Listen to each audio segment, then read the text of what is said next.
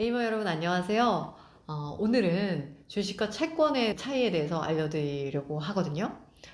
주식, 채권은 들어보셨나요? 주식 많이 들어봤죠? 예, 채권 같은 경우는 불과 한 10년 전까지만 해도 굉장히 큰 단위의 투자가 아니면 접근하기가 어려웠었어요. 그래서 개인 투자자분들 같은 경우는 주식은 내가 아는 기업, 애플, 주식 살 수 있는 거 알고 있지만 애플 채권도 발행한다는 건 의외로 잘 모르시는 것 같아요. 내가 똑같이 좋아하는 회사잖아요. 그리고 나 미국 되게 좋아한다고 하더라도 미국 주식은 알지만 미국이라는 정부가 발행하는 채권 투자는 생각하지 못할 수가 있어요. 그래서 주식 채권이 어떻게 다른지 아주 빠르고 간략하게 알려드리겠습니다. 주식은 업사이드를 향해 달리는 거예요. 주식 같은 경우는 어떤 회사가 만들어지고 저도 에임이라는 회사를 만들었죠. 아이디어나 지재권, 미래 계획을 가지고 회사를 만들어요. 그리고 만들 때 자본금이 필요할 수도 있고 회사를 경영하면서 돈이 더 필요할 수도 있어요. 결론적으로는 누군가 이 재원을 마련해 줘야 되는데 그때 주식을 발행합니다. 빚을 내는 방법도 있어요. 빚을 내는 방법은 채권을 발행합니다. 회사 입장에서는. 주식이라는 것은 돈을 상환한다라는 약속은 없어요. 일반적으로. 그러나 수익이 발생했을 때 배당을 결정하기도 하고요. 그 수익의 일부를 주주들에게 돌려드리는 거죠. 또는 재투자를 해서 회사가 앞으로 만들어낼 수익의 기폭제가 되는 기술 개발, 인력에 대한 투자 등등 미래를 위한 투자들을 더 하기도 해요. 결론적으로는 미래의 가치들을 만들어내고 수익이 더 늘어나고 고객이 늘어나고 이에 대한 기업의 가치가 높아집니다.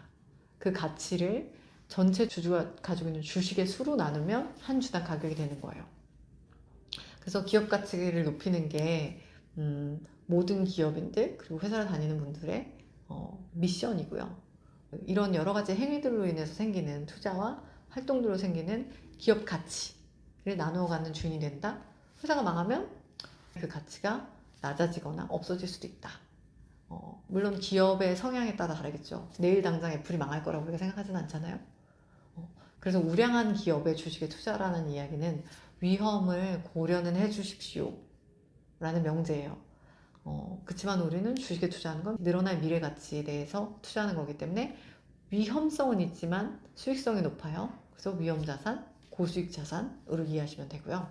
반대로 투자에는 위험과 수익이 함께 따르는데 위험 쪽에 보다 집중된 계산을 하게 되는 투자 자산이 있어요. 그건 채권이에요.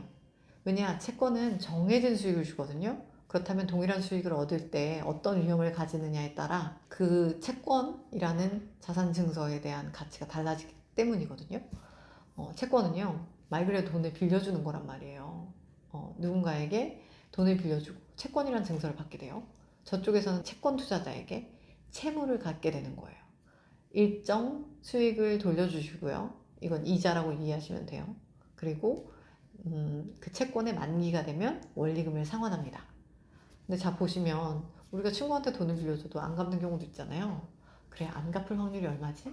이 약속했던 이자와 원리금 상환이 이루어지지 않을 확률이 얼마지?에 대한 평가가 철저히 이루어져야 돼요. 이 평가는요, 그 회사가 가진 신용 등급, 그 국가가 가진 신용 등급, 국가도 채권을 발행하거든요. 국채라고 부르죠. 개인도 채권을 발행할 수 있는 세상이 되긴 했어요. 얼마 전에 들었던 P2P 채권 이런 거 들어보셨을 건데 기본적으로는 원래는 굉장히 자산과 신용에 대한 평가 가능한 거대 기관들, 어느 정도 안정화된 기업이나 정부만 발행할 수 있어요. 그래서 이 채권에 대한 투자는 외부 기관에 의해서 위험도가 어느 정도냐에 대한 등급을 부여받고 그 등급에 따라 이자율이 달라지는 효과를 가지게 돼요. 그래서 아마 들어보셨을 거예요. 뉴스에서 국가 신용 등급 트리플 A, 더블 A, AA 플러스, ABB 이런 거 들어보셨죠? 채권의 위험도에 대한 등급에 따라 나의 수익이 달라진다. 위험을 좀 더 졌을 때는 더 높은 이자를 받을 수가 있지만 원리금을 잃을 수 있는 확률도 있다. 그래서 위험자산, 안전자산 이 비중을 나의 위험 수용도에 따라 내 포트폴리오 안에 섞어서 담으면 위험은 줄이고 수익은 꽤나 최적화된 그런 포트폴리오를 만들 수 있다. 위험자산에만 투자하는 것, 안전자산에만 투자하는 것 대비해서요. 그래서 어떤 밸런스를 가져가는지에 따라 여러분들이 얻게 되는 위험과 수익이 달라지는데 언제나 위험 선호하는 사람이 주식에 투자한다 생각해 보세요. 옳지 않아요. 요즘 같은 경우에는 오히려 안전자산이 더 많은 수익을 줄 수도 있거든요.